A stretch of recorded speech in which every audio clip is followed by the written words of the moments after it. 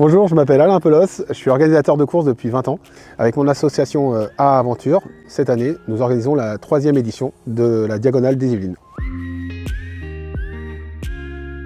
A Aventure, avant tout, c'est 12 amis passionnés de trail et passionnés de course. En fait, c'est nos parcours d'entraînement et à force de crapahuter un peu à gauche à droite, on a trouvé des coins superbes, mais vraiment magnifiques.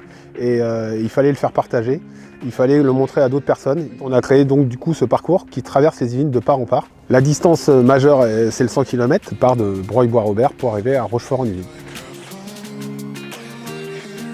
Le parcours est vraiment diversifié puisqu'on va avoir des passages assez boueux, je ne vous cache pas, à cette époque de l'année, au mois d'avril, puis aussi des passages sableux. Yvelines, c'est terre d'eau, et ben là, vous allez vraiment le découvrir, puisqu'il y a des étangs, il y a beaucoup d'étangs, mais il y a aussi beaucoup de marécages, et donc il faudra être bien chaussé quand même pour pouvoir faire le parcours.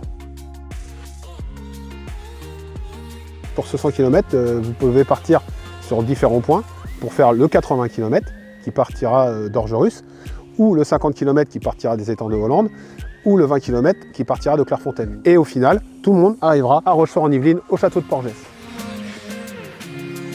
Ce qui a été vraiment super dans ce projet, c'est que quand on l'a proposé, le département des Yvelines nous a suivis tout de suite et nous suit encore. Avec l'appui du département des Yvelines, l'appui des villes traversées et notamment des villes hautes, on arrive à faire une course assez magique et assez emblématique sur le territoire. Un 100 km, c'est donc un vrai ultra, ça sera une des plus grandes courses, une des plus grandes distances sur l'Île-de-France. On n'a pas du dénivelé comme les montagnards pourraient attendre, on est à 1000-1200 mètres de dénivelé total. Ça reste un parcours exigeant et je pense que tous ceux qui l'ont fait sur la première et deuxième édition pourraient le confirmer. Il faudra courir puisqu'on a quand même mis des barrières horaires qui imposera un rythme de course, donc ça reste une vraie épreuve sportive, malgré tout qui est quand même ouverte à toutes les personnes entraînées. Comme c'est une course en ligne, la petite blague c'est que vous devez d'abord vous rendre à l'arrivée. Nous on met à disposition des navettes et ces navettes vous emmènent à votre point de départ respectif.